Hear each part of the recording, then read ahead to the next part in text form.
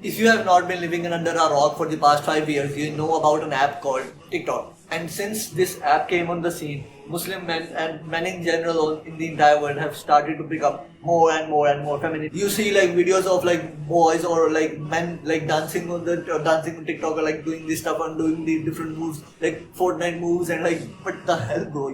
We now live in a time where men are the most feminine they have been in the entire history, and then this guy came on the scene, and then the opposite started to happen, and then masculinity became all about lifting weights, smoking cigars, having sports cars, and all of this. And because of the absence of a role model for our Muslim men, like our Muslim youth also started to think that this is what is real masculinity. So the question rises, what is masculinity in Islam? What is masculinity from Quran? And bro, before I say anything else, if you cannot lift your blanket for Fajr, bro, it does not matter how much weight you lift in the gym. It does not matter if you do like a bench press of like 150 kg or whatever. If you cannot even lift your blanket, which is like not even a kg for your Fajr prayer, it does not matter how much masculine you are, because bro, you are not masculine at all if you don't even pray Fajr. When I used to play Minecraft, there used to be a demo version of Minecraft in which like where you had like around I think 90 or 120 minutes, and then after this time everything would reset and basically your game will start again from zero. Bro, think about a person who just does everything for the demo. Like he builds like a freaking castle for the demo, and then after the 90 minutes his castle is gone, and then he is back at zero, and then he starts to build that castle again, and then after 90 minutes the same thing happens again, and so he repeats this again and again and again. Would you call this person a smart person or an idiot? I think if you have more than two brain cells, you would call this person an idiot, because he is an idiot. Like he is not learning that this game does not even matter that much. And bro, this is how most of us live our lives, in such a way that we are only doing everything for this life, and this life will reset after 90 minutes. And so bro, what smart Muslims realize is that bro, they are going to die one day, and it does not matter how much success, sports cars or whatever they get in this life, because bro, after the 90 minutes the game is going to reset. And so bro, why not play the game in such a way that you are getting success in the game that would not reset after the 90 minutes. You are like building a castle in the real game instead of the demo version of that game. And so live your life, and so bro, start to live your life in such a way that you prioritize akhirat. Your akhirat should be the number one thing on your list of priorities. And if it is not, bro, you are freaking idiot, bro, because you do not understand, because bro, you are doing everything for the demo version of the game. You are doing everything for the game that would reset after 90 minutes.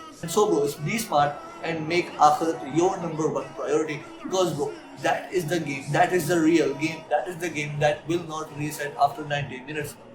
And so bro, this is like the first trait of a masculine Muslim. He lives his life in such a way he is getting success for the real game, not the demo version of the game.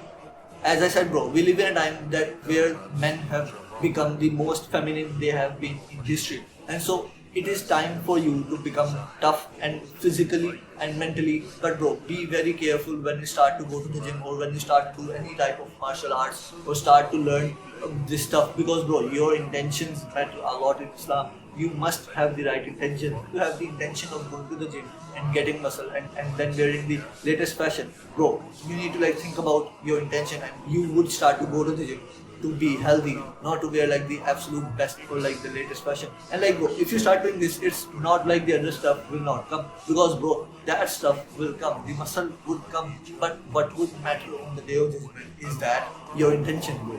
Why did you do something? One of the traits that masculine Muslims have is that they are not animals. Now, what do I mean? Bro, they lower their gaze and they don't stare at the opposite gender. Because bro, we understand that whatever is mentioned in the Quran is obligatory for us to follow. Like bro, go to Surah Nur and open verse number I think verse number 30 and 31. Like a month ago, after I was coming out of the masjid, there was like a woman walking by the masjid, and bro, there was another guy standing by the masjid, and that guy was staring at her like she's an animal or he's an animal. And I wanted to punch that guy so badly. And I wanted to tell him, like, are you a freaking animal or something? So, bro, do not be like that guy and do not stare like a freaking animal. Instead, lower your gaze. So, bro, an actionable step for you is that whenever you go outside, just start looking at your shoes or looking at your fingers. If you want to get a sixth sense from Allah and you want to understand what is wrong and what is right,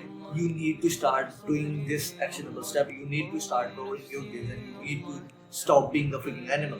There's a story that once a young man was sitting with his class and their master was teaching them something, and then all of a sudden elephants came into the city and none of them had seen elephants before, and so all of them got up and went to see the elephants, all of them but one single man. And when his master asked him, why have you not gone to see the elephants? He said, I came here to get knowledge, not to see elephants.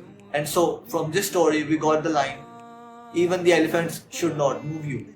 And so, bro, you need to learn to control yourself as a Muslim. You need to learn to not want to do the thing that you truly feel like doing. You need to learn to control your emotions. You need to be emotionally intelligent. You need to start to learn what your emotions are saying to you, and then you need to and then you need to understand that should I follow these emotions or should I not follow these emotions right now. This is what emotional intelligence means. Now, bro, we all want to be attractive, be confident, and have an aura. We do like the opposite things of getting all of these things. We talk, and we don't even listen to other people, and in this way, we don't even learn anything from other people, and we give all of our secrets, everything about ourselves to other people. And bro, this is what the Prophet even advised us to do. And so, bro, as an actionable step for this part of the video, whenever you are outside with people, start mewing, bro. Because, bro, there would be two benefits. One benefit is that you would remain silent and you would not talk much about yourself. This would mean that you would start to become attractive, and you would also start to learn more things about other people.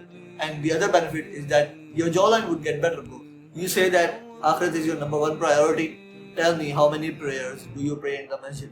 Like, if you say that Akhirat is your number one priority, this is an actionable step for you to prove that Akhirat is my number one priority. So another trait of a masculine Muslim is that he loves masjid, and he just not loves masjid. He actually goes to pray in the masjid, and he does not pray in his home much because, bro, he understands that when he goes to the masjid to pray, he gets more ajr. And bro, this is an actionable step for him to prove to himself and his nafs that Akhirat is truly his number one priority. Like when the call to prayer is being made and he is working, and then he gets up, he leaves his work, he leaves his deep work session, and then he goes to the masjid to pray. Just pick one prayer in your day and then start praying that prayer every single day in the masjid. Like I started around 3 to 4 months ago with just Zohar, and right now I'm like praying Zohar, Asr, Maghrib and Isha, all 4 of these prayers in the masjid. Just start with one prayer today, and in 3 to 4 months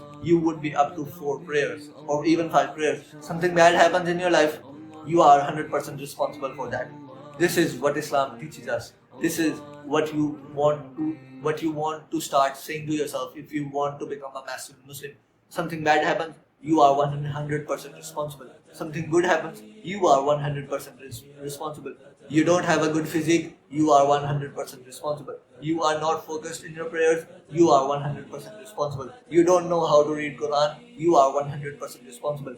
And this is what the Prophet peace be upon him even told us. And we want to see how much do we have these traits in our life. And so, do good, and I'll see you in Jannah. Wow.